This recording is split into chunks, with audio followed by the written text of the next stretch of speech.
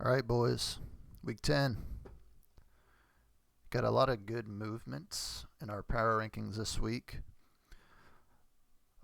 Let's run through matchups maybe, and then I feel like every week I'm talking more about the actual rankings than the players, which is probably good. I don't know. We can all look at stats, but y'all can only hear my bullshit if I explain it. Um, yeah, a few big wins, like a lot of really significant matchups actually this week. So that's pretty cool. We'll start from the top. Actually, both the top and the bottom matchups on my screen here were significant for power rankings purposes. We'll start with John and me, I guess. Yeah, this one was a real bummer because uh, Carl did get the high score. I really needed a win this week, and I scored third highest, which was great. This was a down week for the league after two really high scoring weeks. Um, this was a down week. I scored third highest, but I got to face the second highest scoring team, which is John's team, which does not make any sense because his team has been but until the last 3 weeks. We can talk about that more once we talk about teams here, but let's just scroll through. My ability to pick quarterbacks is absolute just dog shit. So don't ever tail me on a quarterback pick. Went with CJ, tried to go with Kirk, just nothing. And this really screwed me, right? If I would have, I mean, it would have been close, I guess. I would have had to have a 20-point quarterback to catch up to John, but this certainly did not help my team at all for Kirk. B. John has turned into an animal. Another 2-touchdown game. Devontae Adams, he's getting lots of targets. I think Aaron Rodgers is just like cooked though. That's my estimation on that. Otherwise, yeah, like some actually decent scores from most of the people I needed it from. Parasol came up huge with a big touchdown, first of his career. Mark Andrews caught a touchdown late for the Ravens. Yeah, Brian Thomas really suffered without Trevor Lawrence. And then I had a really solid pickup. I don't know if anybody expected the Cowboys' offense to be as bad as they were, but I think I'm going to try to run against them again this week with the Texans. And the Eagles just, absolutely dominated. So, yeah, that was a great defensive performance. And really nothing to speak of on my bench, so who cares about that? John's team, though, Josh Allen is just carrying still. So that was a great trade by John to go get him. John's team has really taken a big leap these last few weeks in a couple ways. The main ones are that Cooper Kupp obviously came back. Calvin Ridley, I think, is the wide receiver one for the last 3 weeks in fantasy. These last 3 weeks have been phenomenal, and I don't think that's a coincidence that John's team is also easily, obviously, his best 3-game stretch of the season. Juwan Jennings has been solid still. Marvin Harrison is going to be as good as Kyler lets him be, and Kyler had a good game this week. So yeah, great showing by John. Second highest points scored, I think. Honestly, good scoring by me too. Third highest points, but just yeah, I'm not going to get lucky. So what are you going to do? Let's look at Trond and Mark's teams. Yeah, so Trond barely squeezes by Mark, and this was, again, like I was saying, a lot of very important matchups. I really needed the extra win. Our league is just so compact, right? Everyone outside of like the top two, Andrew and Carl, and then Chris, unfortunately, at the bottom. Everyone else is within like a game or two. So even dropping one game, if John would have lost, he would have effectively been eliminated. And because I lost, I'm now tied with John, despite having a significantly better season than him. But it was very similar for Trond and Mark here. If Trond would have lost, it would have been really devastating for his team. He's in a bad shape points wise. Mark's team is a little better, but they're probably still too far out to really compete for a point spot. So both of these teams really needed wins. And Fortunately for Trond, I guess he did just enough to get there. Um, yeah, Brock Purdy had a great game. 350 with 2 touchdowns. I'm not really the teams kind of are what they are at this point. I think Tron does get a bump from C-Mac coming back. I mean, this is encouraging, even just on his first game back to, 100 yards in his very first game back. So that does help Tron. Again, he's not going to catch up points-wise, but he's got to get wins, right?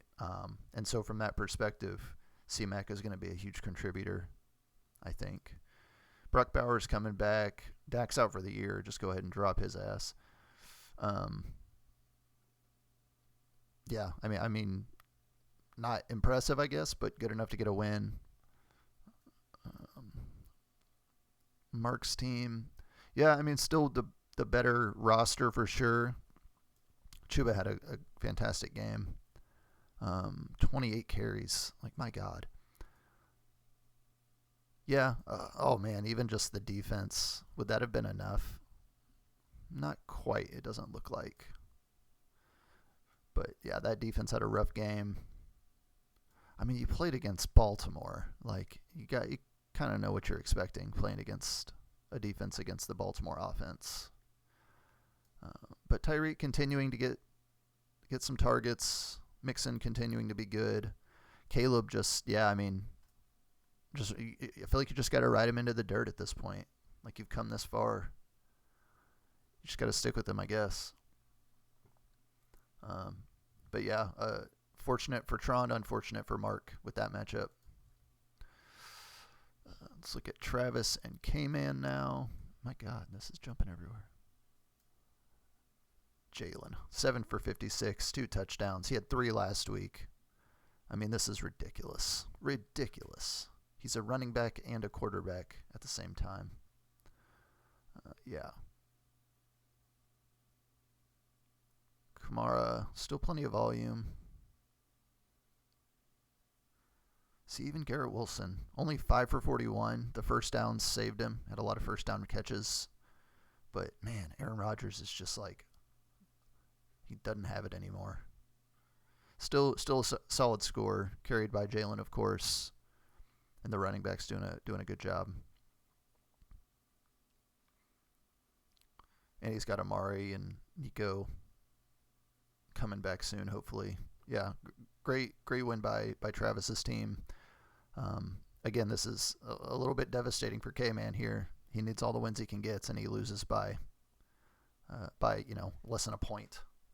That's pretty rough. If only he would have started Bo Nix, but Daniel the Dimes couldn't get it done. God, George Pickens, I feel like, is underrated. Like, he's very, very talented. Only 2 catches for Devontae. Yeah, I mean, this is a great game. Solid roster, great game. 110. Feels like you should have won, but it wasn't in the cards this week. I get it. I also had a heartbreaking loss. But yeah, I mean, good job from both of these teams. Travis sets himself up really nicely for a playoff push. And K-Man's just going to need that much more help going into the last month of the season. Scotty's team. Yeah, Scotty, this is a rough one. Scotty's been one of the highest scoring teams all year. He's way up there. Points-wise, I think Scotty at this point has the most number 1 finishes. I think he has 4 out of 10 weeks he's finished as the top scoring team. So he's already made $100 back just in weekly high scorer payouts. Yet he's sitting 5-5 and like very much on the bubble to even make the playoffs. I think he's got a good shot, but it's very possible that he misses the playoffs even doing that well. Kyler's helping out with a great game here. That was nice to see. Gibbs, man, I had Montgomery too. They did not look good, the kind of tandem in the backfield for the Lions, but that second half was pretty fucking trash for the Texans. So still get some points. Kareem, this might end up hurting Scotty, not Kareem specifically, but the return of Pacheco, which might happen relatively soon, it sounds like on Twitter. If that happens, Scotty's going to have one more hole to fill. I mean, he's got Ken Walker coming back, I guess. But yeah, that's not great. I guess between Gibbs, A-Chain, and Ken Walker, that's still a very solid running back core, but you just hate to lose like a productive dude like this. And then Justin Jefferson, no touchdowns for 3 weeks. He'll get back in there. I'm not worried about Justin Jefferson.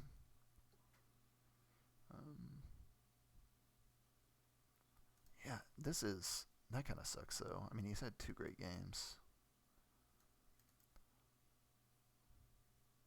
12 for 37. Yeah, I think this Dolphins offense is just still struggling to get back under Tua. But for Scotty's team, I mean, this is a fine score. Just kind of like down across the board outside of Kyler. But if this is a down week this late in the season, you really can't complain too much. But yeah, that's a tough loss. And then Caleb's team is also coming on strong here, which he needed because he was one of those like super unlucky teams this year. Probably the most unlucky team in the league scheduling wise. But he has a nice bounce back. He again, if he would have lost this, he almost would have locked himself out of the playoffs just about, or had to compete for a point spot. But he did just enough to keep himself in, so he's in with 4 wins as well. Burrow with a huge game. That was crazy to watch him and Jamar. Otherwise, nothing crazy. Brees, no. Kyron, no. Yeah, I mean, he just did enough across the board to put together enough points to be carried by Joe Burrow to get the win. So, yeah, Caleb is setting himself up nicely here. Logan's team cratering when he can least afford it. He really needed. I mean, we all really need wins. My God. Baker takes a hit. Derrick Henry only 1 touchdown. What a scrub.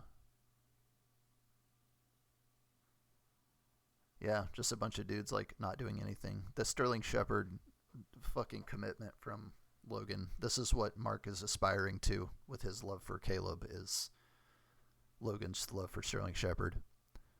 I admire it. Yeah, just a bunch of dudes who like just didn't do that much, I guess. Decent running back, bad quarterback, production. Yeah, Logan's team I feel like has been scoring decently high, but this super low score helped Krams get his first win of the year, which is great. So happy for Krams to get his win. I do think, talk about luck based here. I think this was the second lowest score this week. So he would have only beaten Logan. So, my God. But hey, we'll take it where we can get it, right? Yeah, I mean, just not a great team still. Sorry, bud. Almost 100 yards from Drake London again. But otherwise, I'm surprised. This has got to be one of Sam Darnold's worst games of the year. Yeah, only one other game worse. Yeah, Sammy D has been. This is going to be his best season he's ever had in the NFL. Wow. Stats-wise, at least. Oh, yeah, he's going to set yardage record, touchdowns. Even rushing, he has a shot to post his best season. Yeah, the things Justin Jefferson will do to a man. Give you your best season ever. And then lastly, the other important one here, for Carl especially, was finally Carlo getting the loss. And Carlo's team didn't even make it especially close. I mean, Carl had a great score here, but Andrew didn't really give him a fight. Yeah, Carl's team is scary, kind of across the board. Jamar, that's a ridiculous game. Good God. CD, this one is, I called it out last week when Dak went out, and it's already proving. I mean, I know he, like Jerry Jones, owes this dude a touchdown with the lighting in that stadium, but basically, I'm not convinced CD is, going to be a guy that can carry you through the playoffs at this point. We're going to have to wait and see, but I don't know. Not only like Cooper Rush could not throw the ball down the field at all. Like, I don't know how many, he probably had like less than 3 or 4 passes that traveled more than 5 or 10 yards down the field. Like, he was ineffective and bad and threw picks, and he was not even making like difficult throws. Like, Cooper Rush cannot be the guy they roll out there if they have any shot of like winning another game this year. He was truly horrific, and I don't know how Trey Lance didn't get more play.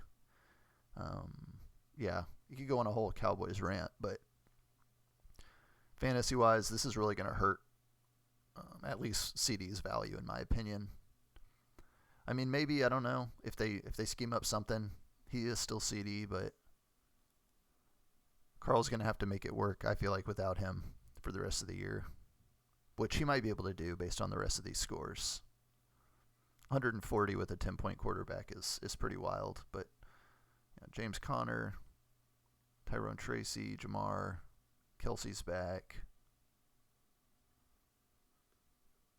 Yeah, I mean, just a solid team, solid performance. Carl's team, I feel like, is getting better going into the last stretch of the season. And then Andrew's team, I think this was just like an abnormally bad week for them. Lamar has an amazing game, but like Aaron Jones, Barkley, Josh Jacobs was on bye.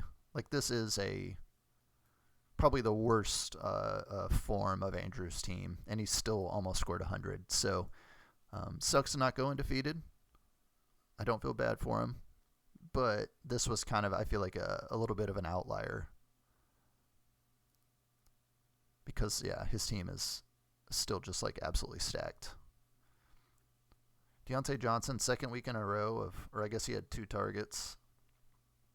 I'm telling you, man, that trade from Carolina was not good for him. I do think he's going to get more involved, and Andrew does need receivers. He's running out Noah Brown. Like, he needs Deontay to be good, or T. Higgins to not be injured, or Jerry Jeudy to not be on the Browns. But we're going to have to see when that happens. So, yeah, GG's to Carl, and better luck, Andrew, next time. So let's go jump into power rankings here, and I can explain some of the moves that we're going to see and kind of how I think they're going to impact fantasy possibility or like playoff possibilities.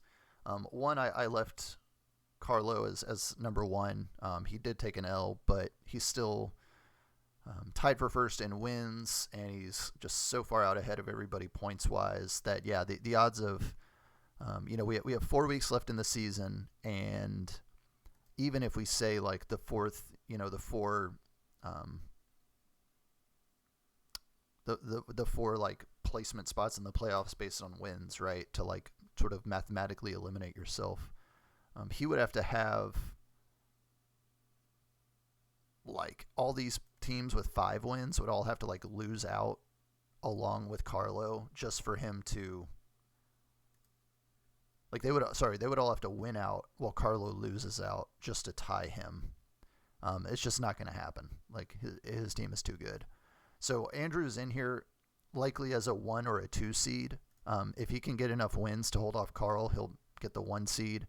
And even if not, the odds of anybody else catching up to him, I mean, is almost 100 points ahead of second place in terms of points.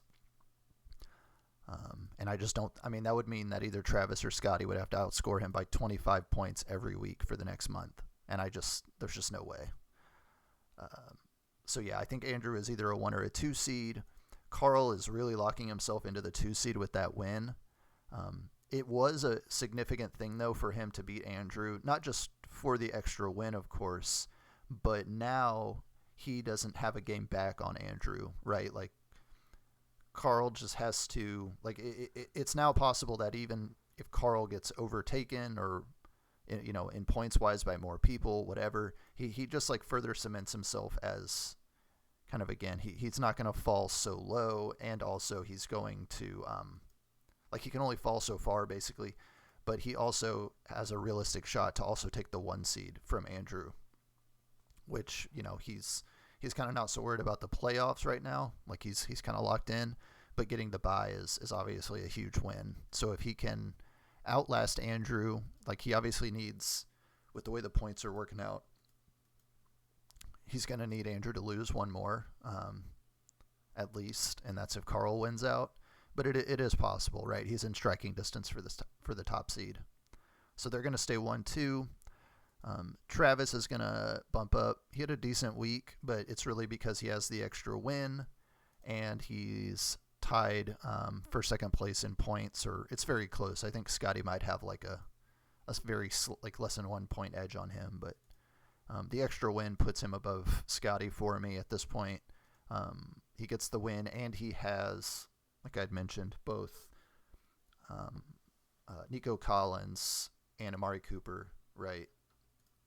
Is that who we have coming back at some point here? Yeah. So his team is already good. They're probably going to get better. They have 6 wins. Yeah, he gets the 3rd spot. Scotty's team really didn't have a bad week. I mean, they did lose. I don't really think it's so much his team getting worse. It's just Travis's team improving and kind of getting that extra win. So Scotty's going to bump down, but he's really still, especially with the points and stuff, kind of right there in the top 4. He is now tied, though. Like, technically, Scotty is tied with Trond for record. So anything can happen. But Scotty's team, so far, what they've proven, still, in terms of like how likely are the outcomes, I think Scotty's team still solidly a number 4 spot here. Now, these next 4 teams, could very well be competing for kind of like the last 2 spots, and that's even assuming no like kind of schedule fuckery happens down here at the bottom. But between Caleb, Mark, Logan, and Callan, we can see that for at least myself, Logan, and Caleb, we all have 4 wins, and our scores are all within like 25, 26 points. Like, these are very tightly locked teams, these 3. So even though I'm down at 8, I could very easily be as high as 5. It's just kind of how we want to mix these, and I'll kind of show a little bit on how I decided to structure our teams this way. Mark's team is definitely not going to catch up, or not definitely, but just less likely to catch up points wise. But they do have the 5 wins, so he is again just like in the playoff mix for sure. He's going to need some scheduling help probably, but I mean, just keep getting wins, and that's really all you got to do. And his team is definitely better, just like on a roster basis, than Tron's team. So Tron's team still fell down here. They haven't been, they have even fewer points than Mark's team. And they just haven't been playing as well as everybody else, but he's again benefiting from schedule luck, so he gets the 5th win this week, and he's in the 9th spot. K-Man drops a spot just because John's team does get the 4th win. So once we get down to like John, Tron, Matt, and Chris, obviously, like the points don't even matter because they're so far behind, but it's really about the wins, right? And so since Tron has that extra one, he does get the slight nod over John and K-Man. And then John's team has decided that they're good all of a sudden. I think this is like his 3rd week in a row of having a very, very high score. So he does get to jump Matt just because the recency of when his team has performed. So he does get the slight jump there. Matt's team really didn't get any worse. I mean, they scored 111. But yeah, it's just how the numbers fell, and K-Man took a loss this week, unfortunately, on that really close game. Congrats to Chris on your 1st win. You're still at the bottom. Doesn't matter. Now, how I decided sort of like how to structure these, I think this is a little bit interesting. Go back to our schedule comparison tool here is very useful. We can see that as the season goes on, and I think this is indicative of like things shaking out as they should. We're seeing like the top teams here line up with the top teams in the power rankings, and for the most part, how the wins are also breaking down outside of one or two, of course. But yeah, we have Andrew and Scotty with their very high cumulative win counts. You can kind of look at this and compare if you care a lot. But really what I want to look at is kind of this middle chunk right here. Because I was trying to figure out, like, how do we balance higher point teams like Caleb's, higher cumulative win teams like mine, and higher actual win teams like Mark's? How do we, like, kind of look at these? The best thing that I came up with, and kind of just how I thought through this, was just to look at our kind of recent history, our last few weeks, for who's really putting up numbers consistently. So, and we can see that we're all actually kind of right here in the middle of this pack too, in terms of cumulative wins. So we can see that, like, over the last 2 or 3 or 4 weeks, my team did great this week, terrible last week. We're over average in 2 out of the last 4 weeks, so that's decent. Then we have Caleb's team, who hasn't really popped off, but they've been very consistently, delivering, right? They haven't had a down week. Caleb's hasn't delivered under 5 since the beginning of the season. Like, his team just does not have, there's the 4 win right here, but like, in general, I would say this is a very consistent team. So I think that bodes well for Caleb, because there's a good shot with only 4 wins, he's going to need to take on that 6th spot for points. And he is leading kind of this pack of teams anyway, right? After this kind of break off at Scotty. Logan's team has been really up and down the last few weeks. Low score this week, 3rd most last week, and 3rd least the week before. So very inconsistent, very up and down. That's why he kind of takes a little bit of a fall. And then Mark's team, again, this is just like, how do you want to weigh this, right? So in week 7, he has 3rd highest score, and then he has a 1, a 4, and a 2. So 3 weeks of very low scores, basically. But he does have the 5 wins. So, like, how do you really want to balance all these out? I could really make a case for really, like, mixing and matching any of these. Would you rather have a team that's kind of, I guess I put Caleb's team there because the scores are high. He does have, his wins are kind of coming in. He's very consistent. He just needs to kind of get some lucky break scheduling. Versus Logan's team, who is less consistent, versus Mark's team, who's low scoring but getting lucky matchups. Like, how do you really shuffle these teams around? I'm not sure. This is just where I landed on for this week. And then these last ones, yeah, these were a little bit easier to sequence, just because Tron's team, again, these are all the teams that only care about wins. We don't even really care about points. Tron's team with the 5 wins is kind of the clear winner here. John's doing enough to keep his team in, and we can see the last 3 weeks. So he's low score weeks 5, 6, and 7, and the last 3 weeks he's scored 4th, and 2nd in terms of points. So his team has suddenly become very good. It's too late to kind of overcome the point deficit he built for himself.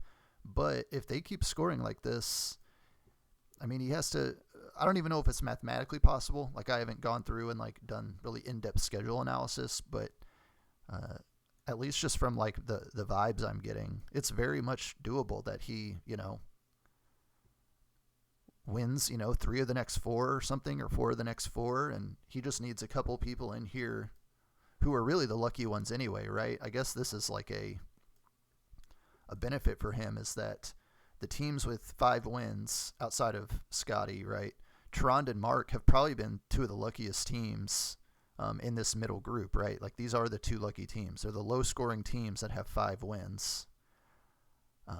So there's there's a good shot they could get losses, and then let's assume that those two teams don't do well, then he really just John needs one of Caleb, Logan, Callan, a couple of our teams need to do really poorly basically while his team does really well, and he could. It feels like he could make the playoffs basically. K-Man's team is kind of in the same boat. They're going to need even more help because they haven't been playing as well. But it feels like it's still actually possible for him too. And then Cram's team, still not good. But hey, you gotta win this week, so you take what you can get, right? But yeah, that's the logic here. That's the breakdown of who I think where I think we're standing right now after week 10. We've got 4 weeks left in the regular season, and then we'll start playoffs and we'll see how things kind of shake out. But hopefully this makes sense and nobody's too angry about power rankings this week. So that's it. All right. Good luck in the last month of the season, boys.